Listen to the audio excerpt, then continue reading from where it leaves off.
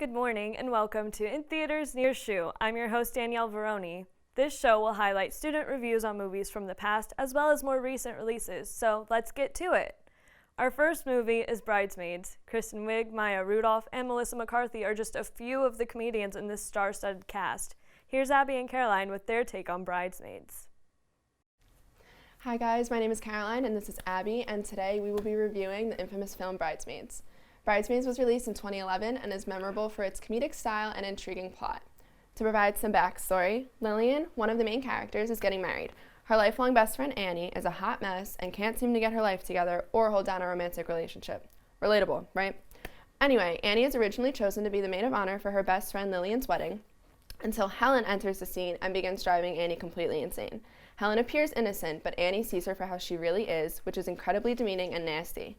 Lillian is blind to it because Helen puts on an act, and once Annie has a crazy, embarrassing freak out, Helen becomes the new maid of honor. The movie is full of ups, downs, and most importantly, meltdowns. I have Abby Haberly joining me today to talk about this classic film. So Abby, what do you think is the most underrated part of the movie? The most underrated part of this movie is probably towards the end, where Annie is trying to get her ex-boyfriend Rhodes' attention. He's a cop in the town. She drives past him multiple times doing illegal things like drinking and driving, texting and driving, talking on the phone. So I think that's one of the most intriguing parts. What are you doing? I just want to get his attention. Annie? Oh my God! Reckless driving! Annie, my hair! Oh my God, what are you doing? I'm speeding and then you're pulling me over! Really? Here comes the winner, bud! See what Marmaduke's doing? Just texting, talking on the phone while I'm driving. Not even using my hands. Oh, hi! Oh. Beer! Idiot. Hey, what's up, man? Terror illustrates my error. Now I can't hang around my mama 'cause I scare her. Okay, so what scene do you think of the most when this movie's mentioned?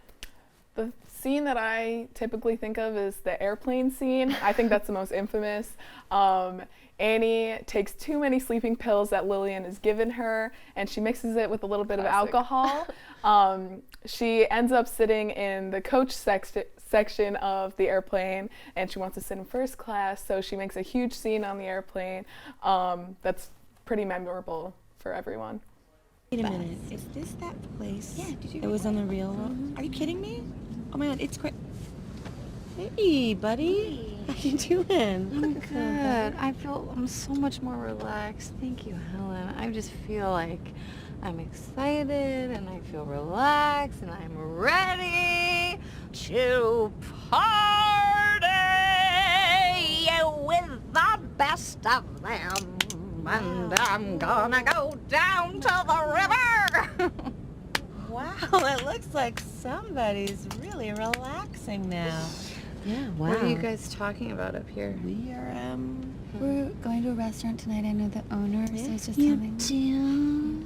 Oh, Helen is the owner.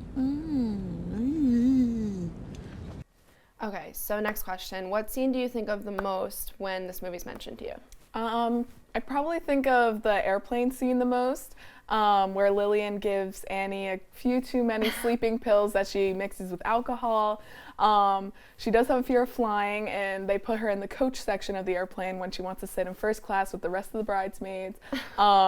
She comes out with a huge bang, makes a huge scene, and I think it's like the most memorable part. Yeah, I agree. Okay, last question. Why do you think this movie is so popular? I think this movie is pretty popular because of the relatability to the whole wedding situation, with planning your wedding, having a bridezilla, the fighting with the maid of honor and everything like that. I also think a lot of women like how there's a lot of comedic actresses because they all started out on SNL, and that's a pretty recognizable show. So I think that women get really excited about Bridesmaids. So that's all the time that we have today. We give this movie a rating of 5 out of 5 big redheads and would highly recommend to any group of girls who are looking to dabble in a wine and movie night. Thank you guys for joining us, and we'll see you next time. Thanks, girls. Disney is currently transforming the majority of their classically animated films into live-action motion pictures. Up next, we have Cindy and Kay with their review of both the classic and contemporary versions of Beauty and the Beast. I'm very excited to review the old and new version of this movie. Same here, Cindy. Beauty and the Beast is one of my favorite Disney princess movies from my childhood. It's definitely been a classic Disney movie in my family film collection. I think the original motion picture Beauty and the Beast has an iconic and memorable storyline in addition to the catchy soundtrack. Right, and that was still captured in the new 2017 film. The opening scene is where we meet Belle, and it's a whole new musical number. Yes, and Belle stops to talk to the same people in the new Beauty and the Beast, just as we remember in the animated version. I still think Watson was not cut out to sing. In the animated film, she talks to the baker. Same in the 2017 production. What were your initial thoughts on the Be Our Guest scene in the animated film? When I saw the scene, I was blown away with all the beautiful colors, motion, and flow, which made the musical number very entertaining to view, even when I watched it as a kid. The 2017 version definitely was able to incorporate more detail. I love that the lighting of the room and the colors were the same as the original. I think the CGI animation made the viewing screen symmetrical, which is what made this so iconic. The synchronized dancing of the kitchen objects is what captured my imagination as a child. Another thing that definitely is iconic in the animated film is the costumes. Belle's dress is sparkly and glitter, which fit for a princess. I think all of the costumes are amazingly beautiful, especially for the animated film. The costumes in the 2017 Beauty and the Beast seem to have been dulled down for me. As a kid, I thought Belle had a huge, sparkly, obnoxious yellow dress, and in the film, her dress looks more like a dull tulip. Overall, I would rate the new 2017 Beauty and the Beast a 4 out of 5 reds, because I don't think it was perfect, and definitely think people didn't need to rush to see it in theaters. Waiting until it was released on DVD would have still brought the viewers the same experience. It's still always fascinating to see Disney breathe life into a classic again. Overall, I would rate the new version of Beauty and the Beast a 5 out of 5 reds because I think the overall production, acting, costume, makeup, and the soundtrack music all came together nicely. I love every minute of this film. I would definitely watch it on repeat. I love the fact that it's a movie that the whole family can watch, since everyone knows the storyline. Over 90 years have gone by, but Disney still finds a way to keep the magic alive. Our next movie was the first of 7 Eddie Murphy films in a row to hit #1 at the box office. Chris and Lily bring us Beverly Hills Cop. And perfect. Today, we have selected a true classic, Beverly Hills Cop, where Axel Foley, a Detroit cop, investigates a murder and then brings him to LA, where he makes old and new friends who try to help him solve the case. Get the fuck off! You think I'm playing games, man? Hey, I'm fucking somebody else.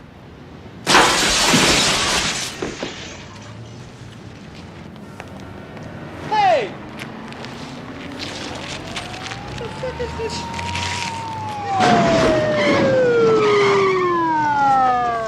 Did you see this shit?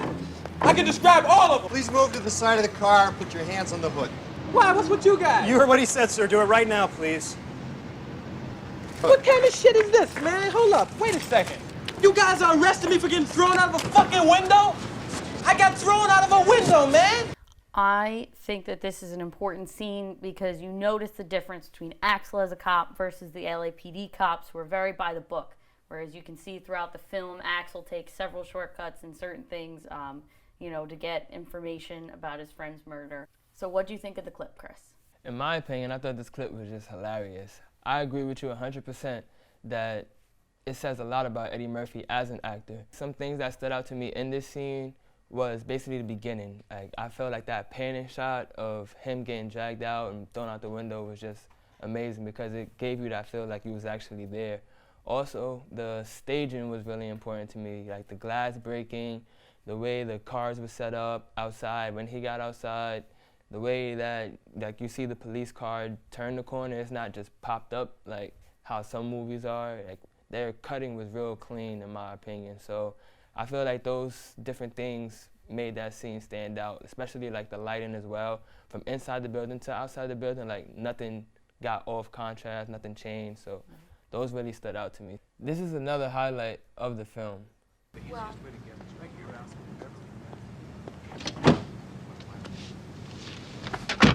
come back yet.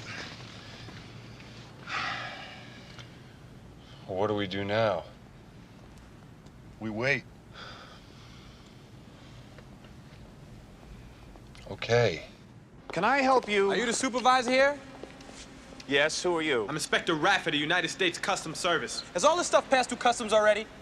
No, this is the bonded area. Well, then tell me something. Answer a question for me. How can a black man, dressed like me, just march into your warehouse, walk into the bonded area, and start poking around without anyone asking me any questions whatsoever? Well, I don't know. Well, thank you. That's the answer I was looking for. Why don't you guys just give me your ID numbers, because somebody's going to lose their job behind this. This guy gave me a match, for Christ's sake.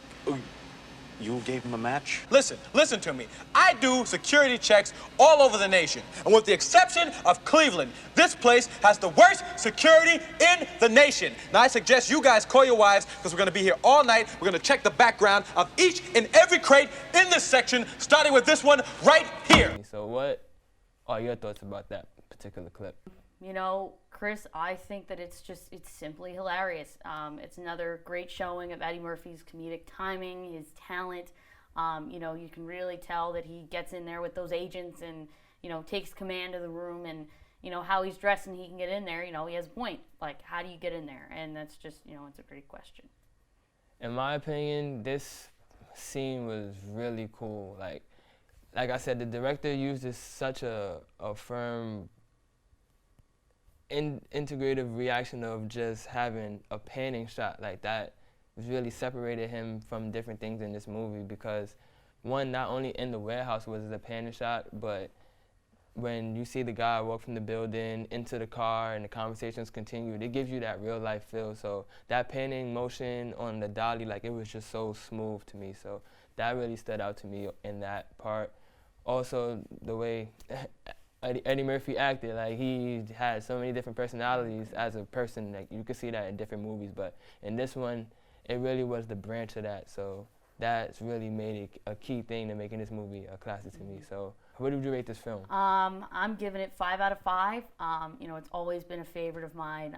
You know, in the top 5 and top 10 of favorite movies. You know, just Eddie Murphy's really the root of the entire movie, and you know, he has a great supporting cast behind him. As you said, all the panning shots, the different shots in general, the light, you know, how they used all those effects to their advantage. So what are you thinking, Chris? What are you giving it? I'm gonna give it a 5. I don't know if you can see the 1, 2, 3, 4, 5, but yeah, I'm gonna give it a 5. Big Reds, because it was really, it really stood out. This movie was a breaking point in his career, but not only in his career, like, certain things that they use, different camera motions, different angles, different lighting effects they use in this movie made it stand out more than others did. So you could tell that they really did their research before actually seeing this film. So yeah, you know, I could keep going on and on about this film because it's one of my favorite films, but I'm pretty much done with what I have to say. So Lily, you have anything else you have to say? I'm good. I encourage people to find this movie on the internet and, you know, take a watch. We're out. See you later. See you later. Thank you, Lily and Chris. The following feature is from Stephanie on the character development of Tony Stark within the Iron Man franchise. Iron Man. Arguably the best character in the Marvel franchise, and my second favorite Marvel hero. Because honestly, Spider-Man will always have a place in my heart, especially this version of him. Now, Iron Man is not only cool, but his evolution as a person goes beyond being the guy that is known for being a playboy. You know, the one that can hook up with reporters, but all the ease that comes with wearing red glasses, to the guy that is saving a 15-year-old boy who wants nothing more than to make him proud. Guys, look, I'd love to keep this up, but I've only got one job here today, and I gotta impress Mr. Stark, so I'm really sorry. To a guy who's once assistant becomes his rather complicated love interest, and now currently to a guy who's at the head of a civil war between him and his team of heroes. Now let's talk about how this came to be, especially when this is basically what we're all greeted with at the first few minutes of the first film that starts this journey. Though it was only a flashback, but we didn't know that yet. Back in 2008 is where it all started for Tony Stark, played by Robert Downey Jr. This self-titled genius billionaire playboy who inherited his late father's company, Stark Industries, was in war-ridden Afghanistan to demonstrate a new missile, only to have the convoy he was in ambushed. This resulted in him being wounded and eventually captured by a terrorist group titled 10 Rings. While in captivity, he meets a doctor named Yinsen, who implants an electromagnet the shrapnel shards from reaching his heart and killing him. Now, of course, our eventual hero has to go on, but no one knows this. He needs to continue and go on, and of course he does, and escapes the terrorist group. By doing this, Stark and Yinsen make a powerful generator called the arc reactor to power Stark's electromagnet in a suit of powerful armor to escape the prison. And thus, a hero in the making is born. Now, for the sequel, Iron Man 2, released in 2010, starts off with the results of the bomb that Stark dropped at the end of the first movie, which is his true identity, you know, being Iron Man and all that. The truth is,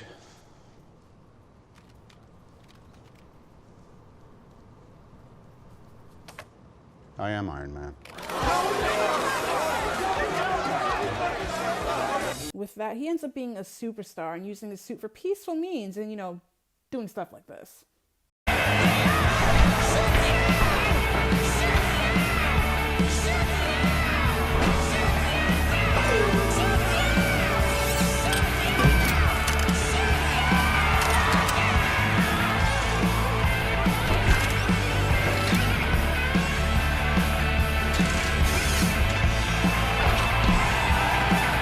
With all of this, Stark is resisting pressure from the government to sell his suit designs due to the fear that it will fall into the wrong hands. This also plays into the reluctance he has of joining S.H.I.E.L.D. and forming a powerful army of superheroes from the Marvel franchise. I told you I don't want to join your super secret boy band. Now, as we all know, he does eventually do this, but he doesn't exactly know this yet. But once he does, the Avengers is born, and this happens in 2012, which results in a lot of the problems stemming from Thor and his brother problems, to say the least, but watch Thor and you can get a whole thing on that. Now basically, the Avengers ends with the complete destruction of New York City, and this leaves us with a very worrying Stark in Iron Man 3 in 2013. This results in him being very dependent on his Iron Man suit because he feels that it's the only way he can protect the ones he loves and avenge those that he lost. Though this doesn't quite happen because, well, this happens in Iron Man 3 as well.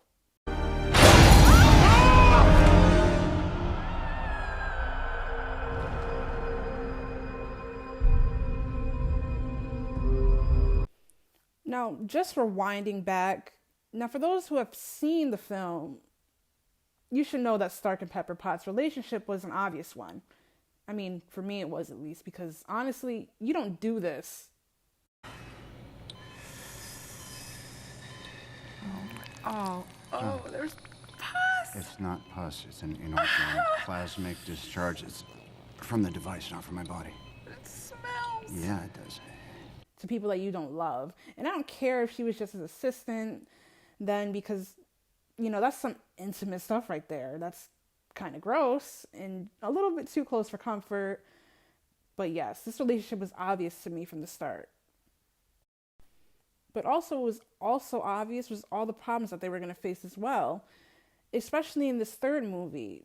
Now, long story short, this does end with Stark destroying all of his Iron Man suits to show his love for Potts and getting rid of the arc reactor.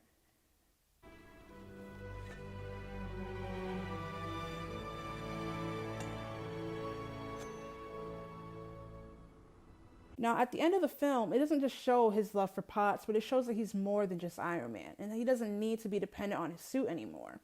With this growth, viewers are able to see a different, strong, and overall sturdier version of Stark. He assumes his leader role in Avengers Age of Ultron, released in 2015, and in Captain America Civil War, released in 2016, and then even takes on a more fatherly role in Spider-Man Homecoming, released in 2017. This Iron Man that is comfortable with who and what he is not afraid to make decisions and what is right, just goes to show how far of a character he came in the 9 years since his debut. This is what director Jon Favreau had to say about casting Robert Downey Jr. as Tony Stark. The best and worst moments of Robert's life had been in the public eye. He had to find an inner balance to overcome obstacles that went far beyond his career. That's Tony Stark. And now, Eric and Hannah give us their assessment of Mean Girls, a catty coming-of-age story.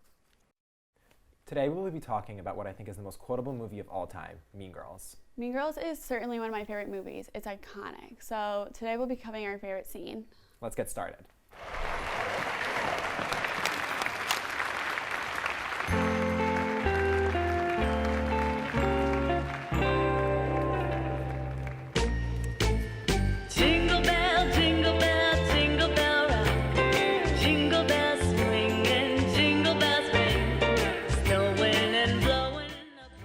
live for the reactions in the crowd. Oh my god, when they slap their laps and like Caddy's dad's reaction, He's like, we should have left our daughter at no, home school. Imagine if like that was what your have we dad done? watching you do that. Yeah, he's like horrified, but it's just typical plastics, Yeah. start to finish.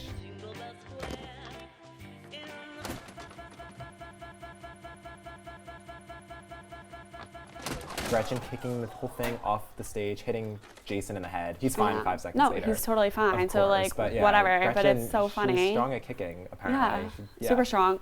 Yeah, props where props are due. Lindsay Lohan singing is actually really good. Like I No, didn't, it was. you don't I pick didn't up even know Lindsay that she Lohan could as- sing that yeah, well, but she's like actually really good. You know, she sang later, well. Lindsay. Time is the swell time to go riding in a one-horse sleigh. Giddy up, jingle horse, pick up your feet, jingle around the clock. Mix and a mingle and a jingle and beat.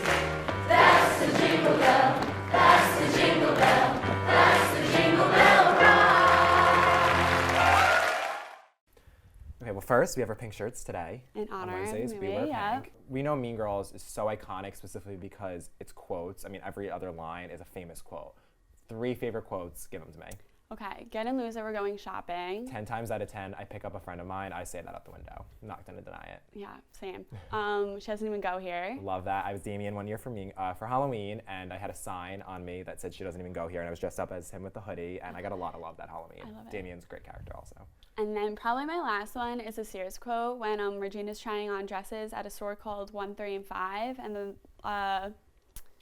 I don't know, Cashier whoever's like, lady, yeah, yeah. tells her since it doesn't fit her, we only carry sizes 1, 3, and 5. You can go try Sears. Yeah, so weird. Like, what store has The 3 name sizes? is That's crazy. it, 1, 3, and Yeah, 5, and then you can it's go try wild. Sears. Okay, and then they're like appalled that she said that. Like, it's just typical overdramatic. Yeah, so like, dramatic. always, I but love it. Great scene. Okay, 3 favorite quotes for me. A great scene at the beginning, actually, which shows the contrast between Regina and Caddy as characters, is when Caddy first meets the plastic at the lunch table, and Regina's like, "Oh, so you're like really pretty," and then Caddy's like, "Thanks," and then she's like, "So you're great. You think you're really pretty." Like that was the first sign that Yeah, she I should know. not be friends And I mean, with her. everyone because- feels so awkward. Yeah, Like, it's Caddy so didn't know how to awkward, and react. she's just like, I don't know who says that to someone, but then again, it's Regina George, so all bets are off when it comes to her. Speaking of Regina, another favorite quote of mine is her mother when she says, "I'm not a regular mom, I'm a cool mom." She shows in that whole movie that she is not regular. She's a cool mom. I mean, she like is living vicariously through her daughter. I think she's just bored at her older stage, whatever you will. And her sweatsuits that Yeah, she her wears, outfit. I She's love dancing in it. the crowd in the Christmas scene. She's like in the Yeah. background of like the prom or the spring fling pictures. She definitely wants to be young again, but she is a cool mom. Third favorite quote would have to be, raise your hand if you've ever been personally victimized by Regina George. Everyone should have their hands up in the movie, having seen the movie, because that girl victimizes everyone she comes into contact with. And it just shows how great of a character and such an iconic villain that she truly is. But speaking of the characters, the movie is like really so strong because of how great each individual character are. What's your favorite character if you had to just choose one? Okay, hands down, my favorite character is probably Karen for like how dumb she is all the time. Poor like Karen. Poor Karen. It's just like so funny. For Halloween, she was a mouse. Obviously, mouse, duh. She duh. had like her ears on. She can fit her whole fist in her mouth, which is Yeah. super impressive. Yeah, she can tell the weather by her boobs. Yeah, your eyes once and your it's ears raining, can do that though. too. Once Only it's when raining. it's raining. It's only a 30% chance, don't forget it. Yeah, no. Only a 30% chance. Yeah. Karen's a great character. She's What about you though? What's your favorite character? I love, honestly, her best friend Gretchen because she's so overdramatic. Hannah, if someone told you, like, "Oh, I got hoop earrings, so you can't wear them for Hanukkah or Christmas," would you, like, listen No, to that, like, your I'm friend? gonna wear those hoop Yeah, you'd be earrings, like, but- "Okay, I'm not your friend anymore because you don't tell me to do that." Like, Gretchen is so overdramatic that she's crying in the bathroom about the hoop earring scene. One of my favorite scenes for sure. Her father is the inventor of toaster strudel. So You can't he would not be forget it. too pleased with us talking bad about her. No. But Gretchen, I honestly love as a character, and I think she's just a really, really good one. Yeah, no, so For sure. dramatic. I love it. Since its release in 2004, Mean Girls has developed a cult status to the point where October 3rd is considered National Mean Girls Day. And yes, that is my favorite holiday. Mean Girls has become so culturally relevant that this March is actually making its way to Broadway. Are you planning to see it, Eric? Yeah, what night is it out again? I'm definitely going. I really, really want to see it. Do you want to go? Yes, I need let's someone to go We're to, but I'm going. ready to like pre-order my tickets. It's gonna be really interesting. I know Tina Fey is doing it. It's gonna be interesting to see like who's in the cast, how they do And on what Broadway. scenes they pick. Yeah, exactly. What like the music's gonna be like, because the Mhm. movie doesn't really have that much music, so it's definitely gonna be interesting. But it just goes to show how big Mean Girls has become. that it was huge from the movie and now it's moving its way to Broadway. So I'm really, really excited to see it. I think it's gonna be really, really good. Me too. I think we covered a lot today. I think it's time to rate the movie. Okay, I live and breathe Mean Girls. I'm obsessed, admittedly. So I'm giving it 5 big reds without a question. Okay, probably me too. I'll give it 5 big reds. It's just a movie that I can see like over and over again. I don't get sick of. Never like gets it's old. always funny. It's always quotable. I love it. So yeah. Always would be my favorite. All right, everyone, time is running out. Thank you for tuning in. We hope you thought this review was so fetch. And remember, you can't sit with us. Goodbye, everybody. That is so fetch. Finally, with what The Dissolve calls one of the most striking horror films in years, Andrew and Nicole bring us their take on It Follows.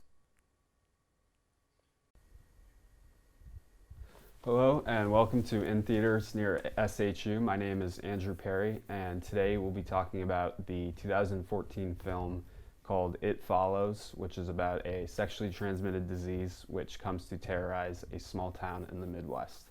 Today my guest is Nicole DeAndrea. You awake? You're not gonna believe me, and I need you to remember what I'm saying. This thing, it's gonna follow you. Somebody gave it to me, and I passed it to you. Wherever you are, it's somewhere walking straight for you. All you can do is pass it along to someone else. So Andrew, what were your first thoughts before seeing the movie? That's a good question. I listen to a podcast regularly called The Directors Club, and at the end of the year, they basically have their top 10 films of the year. They kind of run them down and talk about them, and one of them was It Follows, and they both raved about it, so that got me intrigued, and so yeah, that was. That's awesome. So what did you like or not like about the movie?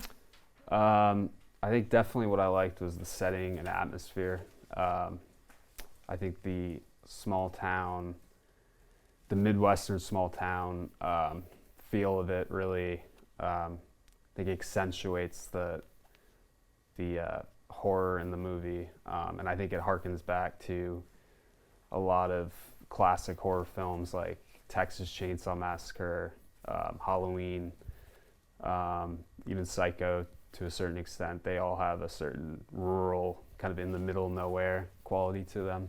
So I think that was really what I gravitated towards.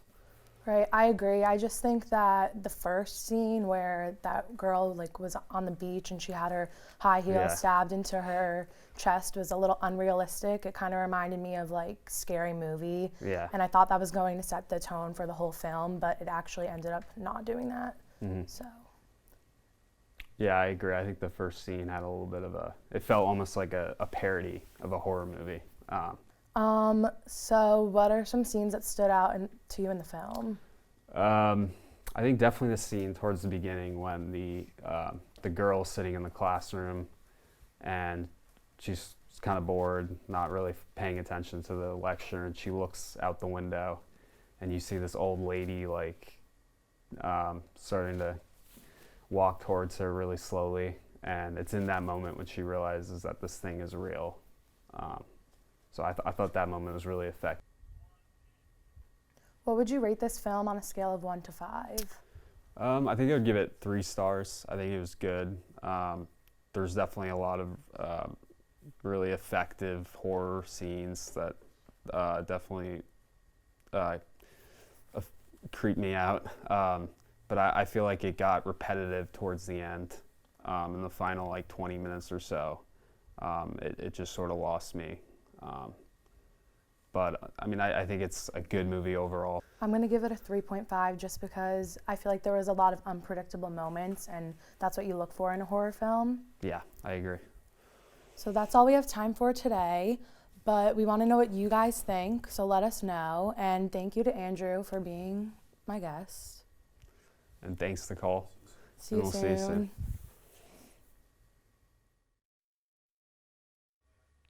Well, that's all the time we have for now. Thank you for tuning into In Theaters Near SHU. I'm your host, Danielle. Join us again next week for a new round of reviews on movies that are sometimes near, but not always dear to our hearts.